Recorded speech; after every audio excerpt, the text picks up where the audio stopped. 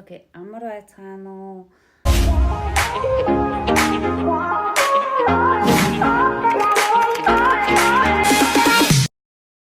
За бүгдээрээ шинэхэн бичлэгтэй 5 морил. Солонгос Монголын соёлын ялгаа. Тэгээ би анх Солонгосод ирээд гайхажсэн зүйлсүүдийн талаар ингээд хуваалцъя гэж би бодсон юм аа. Одоо хамгийн эхлээд бүгд хувцлалтын талаар ингээд ярих гэж би бодлоо. Охтууд нь ингээд жигэд зэ ингээд хувцлалт, нүүр будалт, өсний засалт гэдэг ер нь бол ингээд бүгд жигэд байдаг. Саяны харсан хүн дөнгөж сая дахиад зурчгүй гэмээр заяа. Яг тийм адилхан. Монголд болохоор ч ингээд хүн болгоо өөртөө ингээд шал өөр хувцсны стилтэй, царай, нүүрний хэлбэр хүртэл шал өөр зэ. Өргөн бүдүүн өндөр туранхай гэдэг ер нь бол бүхий л төрлийн хүнийг нэрээ Монголоос харж болно заяа. Гудамжинд авч байхдаа ингэж эргэж харах үед тийм хүрх огт зөндөөдөг баггүй юу манай Монголд. Тэнгууд Солонгосод ингээд гудамжинд явж байлаа гингууд бүр ингээд вау гэд ингэж эргэж харахаар тийм амар хөөрх охин би бол нэг харж байгаагүй эрэгтэй эмэгтэй гэлтггүй тэр арьс бол цэвэрхэн цагаан гоё арьстай би бүр тэрийг хүлээн зөвшөөрнө. Хамгийн хөөрхөн нэр охтуудтай орн бол би Монгол гэж би боддог. Энэ миний хувийн бодол байгаамаа. Хоёрдугаарт юу вэ гэхээр өвөл.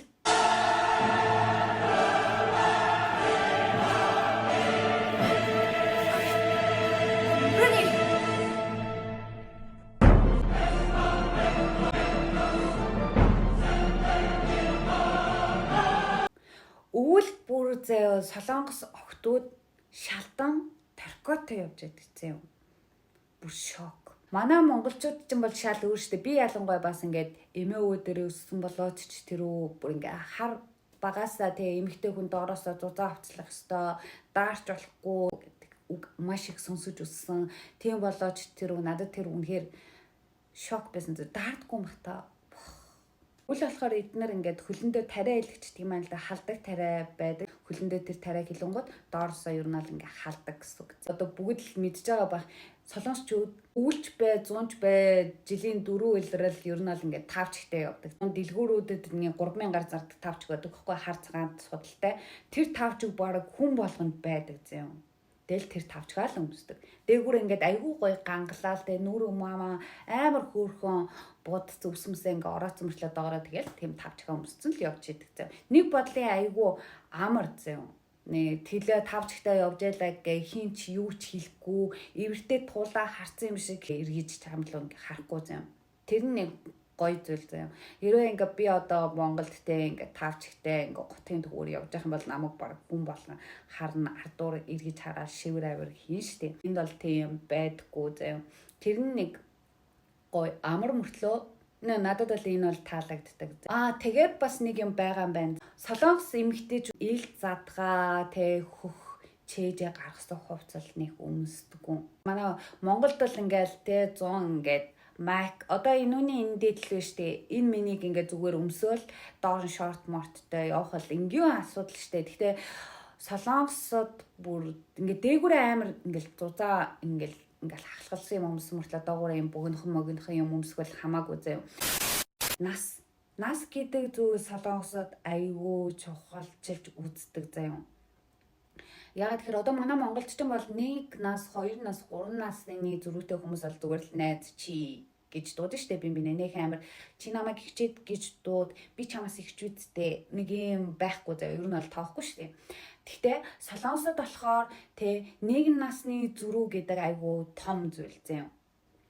Тийм учраас за хэрвээ надаас 1 насаар ихч байх юм бол би заавал ихчээ гэж дуудах ёстой, заавал хүндэтгэлийн хэлбэрээр ярих ёстой гэсэн зүйл байдаг. Нас гэлтгүй эрэм дараа гэдэг зүйл айгүй чухалчилж авч үздэг. Ажлын байран дээр гарсны дараа ч гэсэн те миний урд сомбэ, хүүбэ гэдэг зүйл бас ингээд бас айгүй чухал ахгүй юу? Миний урд орж ирсэн хүнийг би ингээд те тэр хүний үгийг сонсох ёстой, тэр хүнийг хүндлэх ёстой. Тийм юм жоох ингээд айгүй чанга байдаг.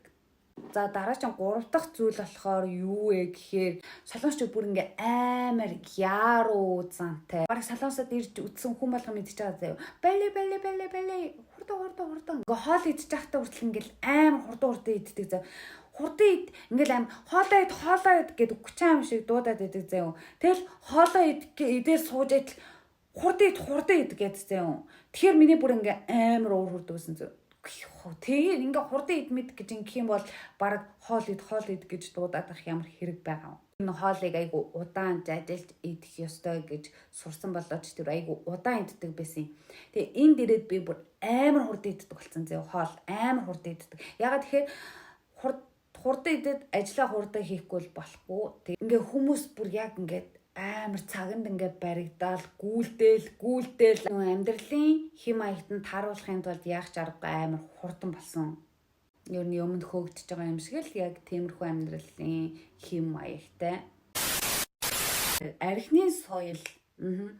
Энэ бас айгүй сонирхолтой. Манай Монголд болохоор ээж аавтайгаа нийлж арх уун гэдэг бол эцэг эхээ хүндлэхгүй байгаа хүмүүжүүлэхгүй тооцогдно ер нь. Солонгост зэв хамгийн анх арх уух соёлыг эцэг эхэн зааж өгдөг. Энэ яагаад тэгж байгаа вэ гэхээр ээж аав нэстэ анх за ингээд угаасаа нийгмийн амьдралд ороод хүмүүс найз нөхдөд болно, байгууллага хамт олонтой болно Тэгтээ яаж бие авч явах вэ? Арх гэдэг зүйлийг хэр тааруулж яаж ууц сурах вэ гэдгийг ээж аав нь зааж өгдөг. Нэг бодлын энэ соёл айгүй зөв юм шиг надад санагдсан заяа. Тэнгуутаа анх ингээд хүүхдтэй ингээд арх уухыг зааж өгөөд хүүхд нь одоо сохтон шүү дээ. Тэнгуут за миний хүү сохт арх гэдэг чинь юм байдгийн. Тэгтээ хэтрүүлж уух юм бол ингэдгийн Тийм учраас ингээд тааруулж уух хэрэгтэй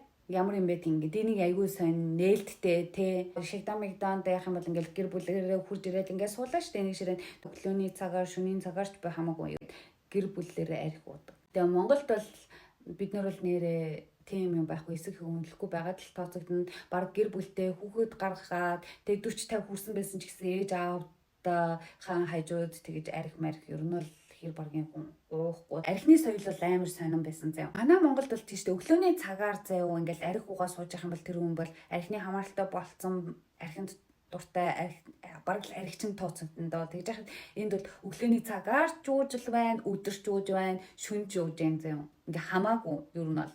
Тэгээ архийг бол зүгээр хэрэглээг ойлгоцсон. Тэгээд аач ч амар за бараг өглөөний 4 5 хүртэл ингээд ууцсан мөртлөө маргааш нь ажилдаа бүр ингээд яг зогсож идэг заяа. Тэгж ажиллаа салгардуулж алдуулан барин байж ууж иддэг үү заяа. Дараагийн нэг зүйл байна. Энэ бол шүд угаа.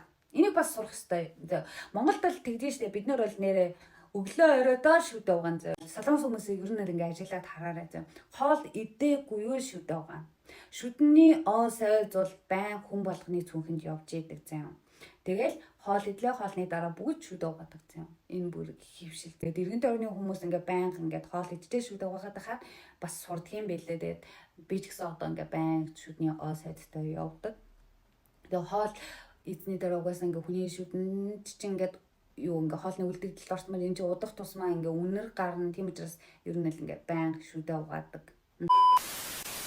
Солонгост ерөөсөө ихэнх байрнууд дандаа л юм 0 ингээ босоо шүршүүртэй тийм байдаг. Тэнгуутаа эдхийн 0 нь амар хүүтэй ингээ бүгд ингээ 0-ныхан дээр ингээ жижигхэн цонхтой тэрүүгээр ингээ амар салхи орж ирдэг амар хүүтэй.